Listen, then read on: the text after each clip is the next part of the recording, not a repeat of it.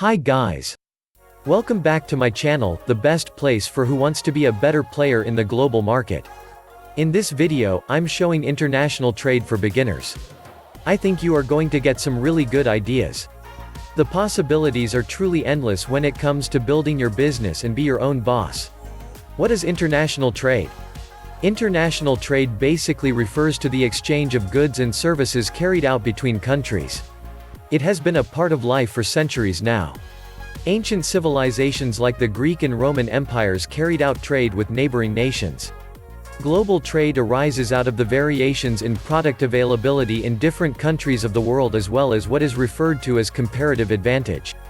In the current state of the world, technological innovations have led to globalization and made the world a borderless whole, open to all forms of trade at all possible levels. No single country can isolate itself from the whole and work towards self-sufficiency. A brief history of international trade.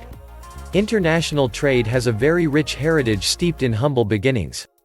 It started out with barter trade and went on to the mercantile system towards the end of the 17th century. Mercantilism basically promoted balanced trade that required the value of exports of a given country at any time to exceed that of imports in the same period. Profitability was calculated based on the difference between exports and imports and was referred to as the balance of trade surplus. This system paid particular concern to the commodities comprising international trade. On this basis, exporting finished products was considered beneficial but exporting raw materials was frowned upon. The reverse was also true, importation of raw materials being favored over that of finished products. The system was therefore highly interventionist, with governments seeking to manipulate international trading activities in their home country's favor. This led to the next stage of liberalism in the 18th century, during which Adam Smith wrote his book The Wealth of Nations. This book explained the important role of specialized production, a theory that formed the foundation for David Ricardo's comparative advantage theory. Comparative advantage is a law in economics that states that every country should specialize in a certain category of products to sell to others in export and import everything else for local consumption. This is what makes it possible for everyone around the world to access goods that might otherwise have been inaccessible. These were essential steps in bringing the mercantilist system to an end and ushering the world into a new economic era. Towards the start of the 19th century, the world adopted professionalism, but this too died down after some time. By the year 1913, gold was an internationally accepted medium of exchange and there was increased freedom for traders operating across borders. Even though the First World War temporarily reversed the situation, currency fluctuations and economic recession soon got things back to normal. In 1927, the League of Nations organized the World Economic Conference and oversaw the development of the Multilateral Trade Agreement. With time, countries came to the realization that International Trade Organization regulations could not hold relevance for extended periods. This brought the rise of unique regulations and terms of trade for different countries that were updated every so often to keep up with changing trends. International trade today is fully functional, with every market still using the comparative advantage principle to choose their import and export product list. This makes it easy for traders to identify and focus on the products and services that allow them the most profitability. Unique benefits of international trade. International trade offers lots of advantages to individuals and countries as well. This is the main reason why the business has thrived over the years in spite of challenges. Let us take a look at some of the most outstanding benefits associated with it. Lower product costs. This benefit results from two major reasons. First, it is easier for manufacturers to produce goods overseas at lower prices. This is especially the case in large manufacturing zones like China, where economies of scale reduce production costs significantly. This advantage is passed on to consumers in the form of lower prices. A second way in which this is achieved is through high competition. In the past, when one company had a monopoly over a large area, they would take advantage of this and charge whatever prices they deemed fit. But in many cases today, there are numerous traders from different countries fighting to offer the best possible prices. High competition consistently brings prices down to the least possible profitable price. Efficiency in production processes. High competition also forces manufacturers to try and offer the most efficiency in their operations. Some choose to come up with new ways to produce the same products. Others opt to improve existing processes for optimal efficiency. More efficient processes usually result in lower energy consumption, decreased use of raw materials, lower labor costs and many other advantages. This boon is again passed on to the consumer and they get higher quality products for lower prices. This often leads to more eco-friendly processes that reduce their toll on the environment. Product variety. Climate changes and other environmental factors greatly limit the kind of food we can access during any given season. This would mean going without a favorite fruit or other food product for as long as conditions are unfavorable for its growth or processing. But international trade has made it possible to access almost anything all year round. It has also made it possible for less developed nations to gain from the technology in their more advanced counterparts. This is why almost everyone in the world now has access to electronic products like cell phones, TV sets, washing machines, refrigerators, laptops among others regardless of their location. This has served to improve the living standards of those in isolated places or third world countries that do not manufacture such items. Market for surplus produce.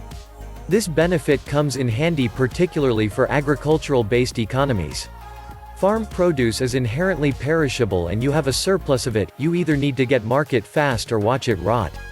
There are countries whose climate and geological conditions highly favor the production of one kind of food. This makes farmers tend to concentrate on that particular product as they are sure it will excel.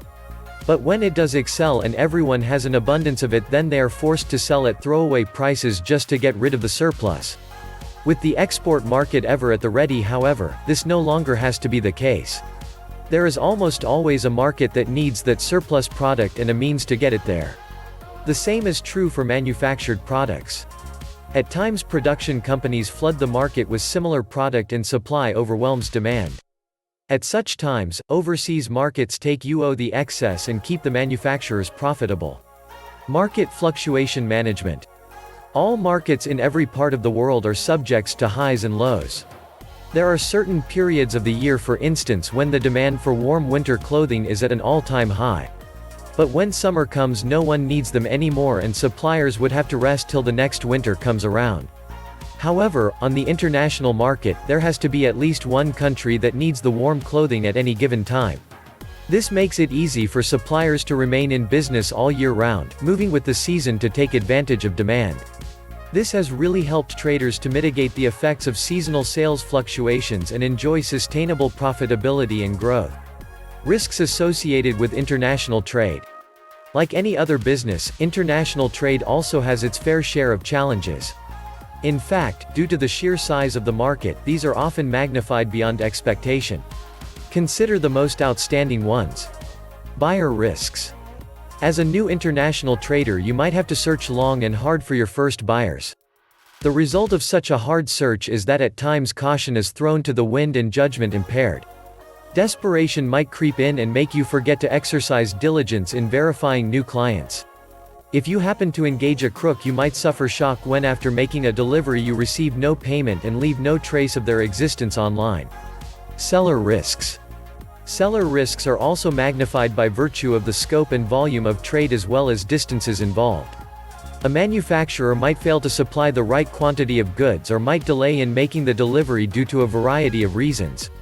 They might also fail to supply desired quality of products and compromise on your business reputation. Third-party risks. The import-export business is highly dependent on factors that are beyond your control. For instance, you might get a bill of exchange endorsed or a bank guarantee for payment of goods.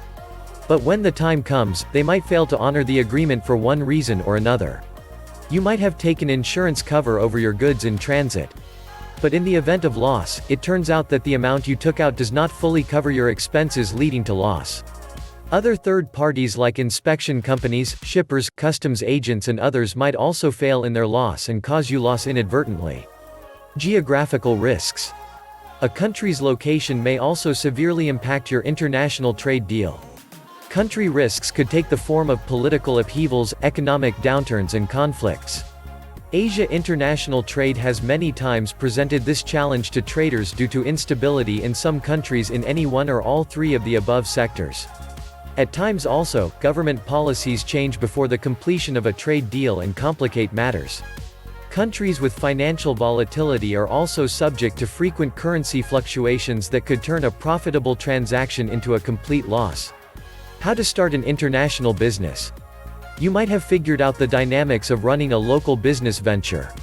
But as you can tell from the above risks, running an international operation is not for the faint of heart. The most reassuring part of it is that no business, however small, comes completely risk-free. Furthermore, most of the challenges outlined above can be surmounted. Take a look at the essential steps in setting up your import-export business that will improve your odds of success. Prepare. One of the first steps to setting up any business is adequate preparation. In this case, you need to prepare a business plan that takes into consideration your international market. This will help you to assess your needs and set objectives. Market research. Carry out foreign market research using the resources available online and at your local chamber of commerce. This will help you figure out what products would perform well in which markets and the complexities of getting there. Evaluate distribution methods. There are as many different distribution strategies as there are product varieties. Establish the most viable method of getting your products to the intended market. This could be through intermediaries like agents, distributors, or agents. You could also opt for a joint venture with a company in that market or even set up a foreign subsidiary. Regulations and legal aspects. This is often the toughest part of the international business setup process. Every market has a distinct set of regulations to govern the trade. These rules are ever evolving and you need a reliable way to stay ahead of developments or risk incurring penalties. Do not forget to subscribe to my channel. Like, comment and share with your friends. I appreciated all your support. Enjoy your journey.